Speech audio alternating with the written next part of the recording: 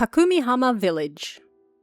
The Echigo-Nanaura seaside line is a popular coastal route in Niigata Prefecture that lets you enjoy fantastic views of the Sea of Japan. It's roughly 5 kilometers long, but interestingly, there is one section of the road that cuts away from the coast, and you are forced to drive through the mountains instead. In the past, a village used to be located here by the name of Kakumihama, but today it is gone. What happened to this village, and why is the area now sealed off? Although its official name was Kakumihama, this former village also had another name, Kaizoku, or Pirate Village. Stories claim this village goes all the way back to the 11th century, but despite being built literally by the sea, interestingly, very little fishing was carried out here. This was not a fishing village, nor did they make a living through farming. In fact, there weren't even any roads in or out of this village. The only access was by boat. As such, this led to rumours that the village was actually the home of pirates. The people who lived here were bandits who were hiding from the government. Now, there may actually be a little truth to this. Records show the village has been around since at least the Edo period, and it was apparently settled by the Asakura clan from Echizen Noto, who were fleeing from the oppression of the Oda clan. Thanks to its name, stories swiftly developed that this village was actually full of soldiers on the run and people trying to hide from the government. Although it uses a different character, kakuru can also mean to hide something, and umi means the ocean. Kakumi, to hide by the ocean. Makes sense, right? Regardless of whether this village was actually settled by pirates or not, in time it did become famous for something else. Antidote sellers. This was a unique business that was born right here in Kakumihama. Women would dress in patterned kimonos, combined with arm and leg coverings, to walk around nearby villages and, using a distinctive sales cry, sell their wares. Their wares being antidotes. When we hear that word today, you might think, what the hell? How many people were being poisoned back then that this was an entire village's business? But it wasn't that kind of antidote. It's perhaps best to think of it as a sort of herbal medicine designed to help with food poisoning. Something you did have to worry about more back then. At its peak, it's said that around 3,000 of these women travelled all over the country selling their antidotes, and this unique business continued all the way up until modern times. Miyagi Mariko, a famous actress and singer, even released a song in 1953 that sang of these women. And I'll leave a link in the description if you want to check that song out. At its height back in the 1600s, records show that there were around 200 to 250 different households in Kakumihama Village. However, by the 1900s, that number had dropped drastically to just 92. A fire in 1902 wiped out 20 of those houses, and then year by year, that number continued to dwindle. By the late 1960s, there were less than 10 households left, and only 16 people living in the village. Then, on July 28th, the final villager living in the village moved out, and it was officially abandoned. But why? What happened to cause so many people to leave? Well, the location was simply not great. As I said earlier, initially there weren't even any roads in or out of this village, but even after that small problem was fixed, a much bigger one remained. Erosion. Their village was built between the ocean and a rather large mountain, and the sea is a harsh mistress. Year by year, it kept eating away at the land the villagers lived on and washing their houses away. And in time, there was quite simply very little space to live on. Matters were further complicated in the 1960s, when plans were drawn up to build a nuclear power plant in the area. Unfortunately for the very few remaining villages, Kakumihama was picked as the perfect location for this power plant. With the population of Kakumihama dwindling drastically each year, They figured it wouldn't take long until everyone was gone anyway, and so they waited. However, numerous residents in nearby areas were still heavily against the plans, and protests continued all the way up until the 1990s. Then, after all that, it was finally decided that they wouldn't go ahead with building the power plant after all.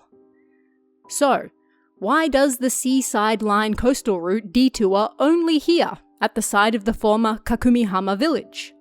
Well, the same reason the village doesn't exist anymore. Erosion. Just like the village apparently began by being inaccessible except by sea, so it ended in the same way. But although the village itself might be gone, the legends of its famous antidote sellers remain, and they're unlikely to be forgotten anytime soon. Nishitani Village. The absolutely sick-sounding Kuzuryu River, or Nine-Headed Dragon River, once flowed right through Nishitani Village in Fukui Prefecture. I say once, because while the river is still there, the village is not. A series of unfortunate events, both natural and man-made, eventually saw this village abandoned and then lost at the bottom of a sea of water. But what happened in this village to wipe it from the maps? Let's take a look. Technically, Nishitani Village, meaning the West Valley Village, was a collection of 11 smaller settlements deep in the mountains to the east of Fukui. However, construction of the Sasoogawa Dam saw 4 of those settlements abandoned and submerged in the late 1950s, and in 1963, heavy snowfall saw another 2 settlements abandoned as they were damaged beyond repair, leaving less than half the original settlements behind.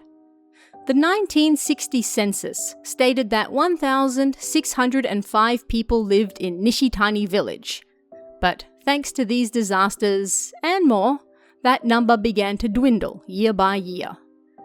Then, in 1965, tragedy struck.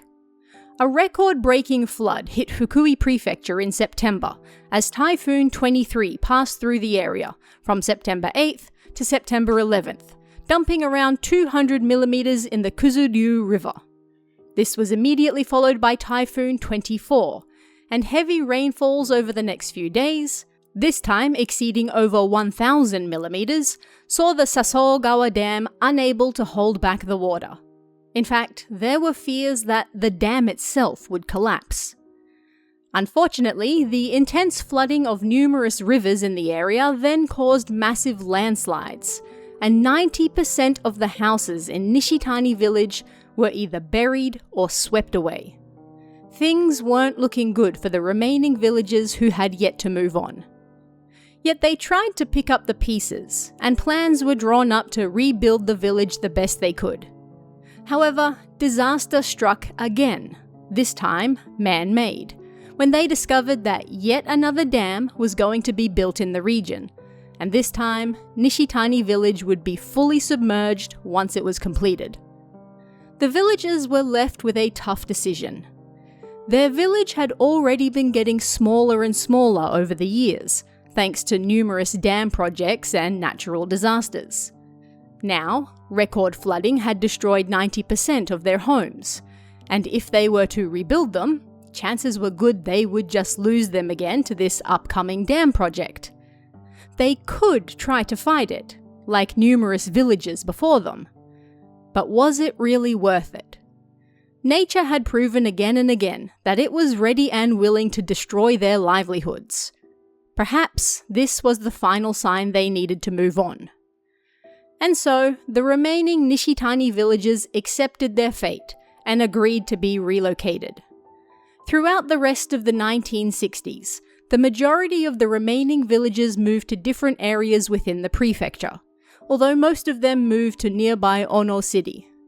Then, on July 1st, 1970, Nishitani Village officially disappeared. No, it didn't literally disappear from the maps, but rather, it was incorporated into Ono City. Legally, it no longer existed. That land was now, for all intents and purposes, just part of Ono City. Construction of the Managawa Dam started 2 years later, and in 1978, it was finished and the remains of Nishitani Village flooded. Now, it was truly gone. As an interesting side note, if you remember Kakumihama Village from our last video, which was also submerged thanks to a dam, well, there was just one single, although decently large, mountain standing between these two doomed villages on the edge of their respective prefectures. However, no road connected them, so it's hard to say how much, if any, mingling was done between the two. Either way, both villages now sit at the bottom of large bodies of water. They have been entirely wiped off the maps. But what did you guys think of this one? Are there any other villages and their stories that you'd like me to explore? Let me know in the comments below, and if you'd like to help support this channel so you can see more content like this, please consider hitting that join button down below as well. Every bit of support really helps. Thanks guys, and I'll see you again next time.